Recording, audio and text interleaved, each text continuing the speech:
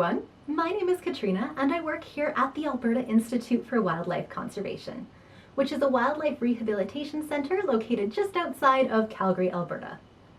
Every year we rescue thousands of wild animals in need who are injured or orphaned, rehabilitate them, and then release them back into the wild once they are healthy. This ranges from small animals such as baby birds all the way up to large species like moose calves and bear cubs. However, one of the animals we look after most often are these ones, owls. So I thought it would be fun today to look at some of the different species of owls living here in Alberta and also talk about why they have to come into care.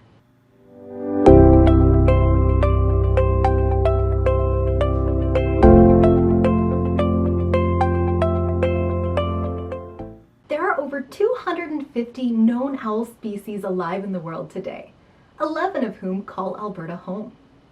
While we may not have the smallest owl species in the world, which is the elf owl found in the southern United States, we do have the northern pygmy owl here in Alberta, which is also extremely petite. This tiny owl only weighs up to 61 grams, which is about the same size as a small kiwi fruit.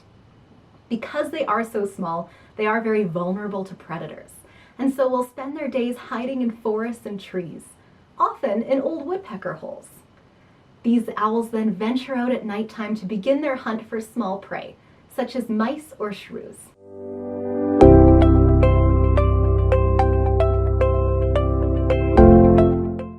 While Alberta may not be home to the world's smallest owl, we are home to the tallest. The great gray owl has been known to reach heights of over 76 centimeters tall, with a wingspan of 1.5 meters wide. Despite their impressive height, however, the great gray owl is not one of the world's heaviest owls. In fact, it's far from it.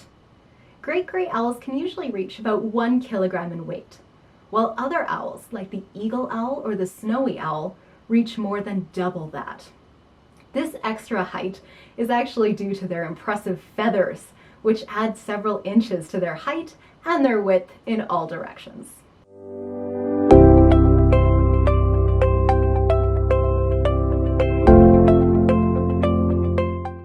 By far the most common owl we admit to our hospital is the great horned owl, which gets its name from the 2 tufts of feathers on top of their head.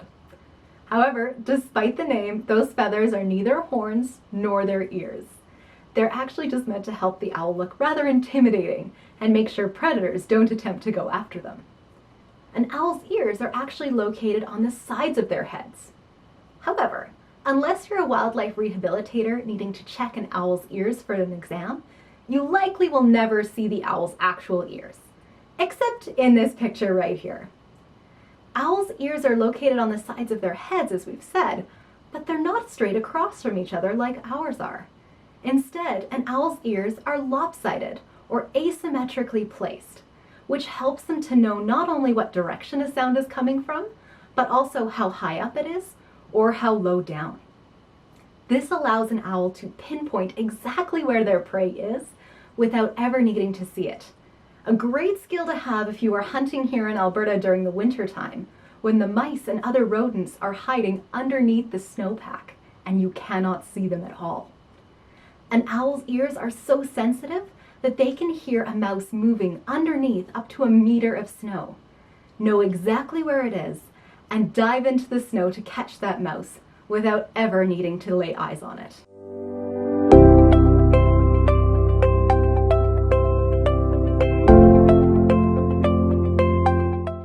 Besides their ears, owls also have a fantastic sense of sight and can see much better than we humans can.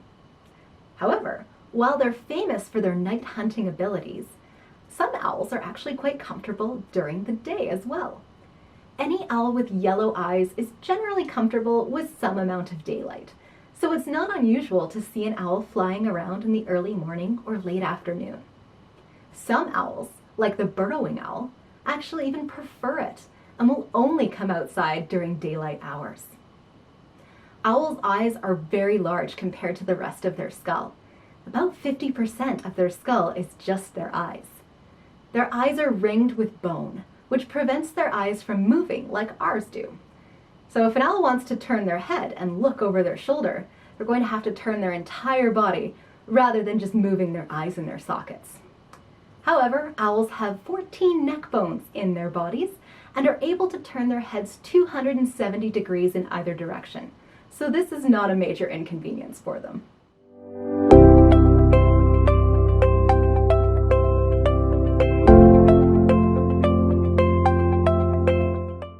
Owls are incredible animals with many amazing adaptations, but unfortunately they're also facing some challenges as well. Deforestation means that there are fewer and fewer wild places for owls to live, and so they're being forced to move into closer proximity to humans. Being around humans comes with a lot of problems for wild animals, including being injured by people's off-leash cats and dogs, flying into windows, or being hit by vehicles. One of the biggest problems facing our owl species here in Alberta is poisoning. Now, most people do not want to poison an owl and don't do it on purpose. However, we do poison rodents to get rid of them from our houses or our properties. And most rodenticides will stay in an animal's body for several days before they become fatal. However, once the animal has eaten that poison, they become a little bit slower and are easy prey for a hungry owl. Rodenticides are unfortunately also very dangerous for birds like our owls and will cause neurological issues along with many problems with blood clotting. This owl that you're seeing here actually had to come into our hospital back in 2020 when they were found in a nest full of their dead siblings.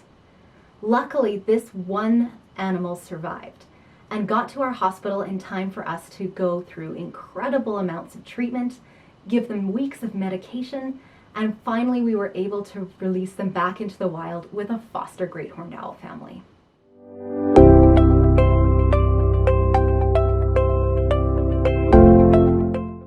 Owls are a hugely important part of Alberta's ecosystems, and they're also pretty exciting for humans to see as well. You can help us keep owls in the world for years to come by doing things like keeping your pets on a leash when they're outside, driving a little bit slower at nighttime, and not using poison on problem mice or other rodents. One of the best things you can do to help keep owls around is by spotting injured owls and calling your local wildlife rehabilitation center as soon as you do. Time is of the essence, and the sooner we can get a wild animal into care, the better chance they have of surviving and eventually being released into the wild. Thanks so much for joining us today, everyone. I hope you enjoyed learning about owls. And if you have any questions or you'd like to leave a comment on the video, feel free to email us at education@aiwc.ca. If you'd like to find out more about our organization or you want to donate to help support the animals in care, please check us out on social media or head to our website at www.aiwc.ca.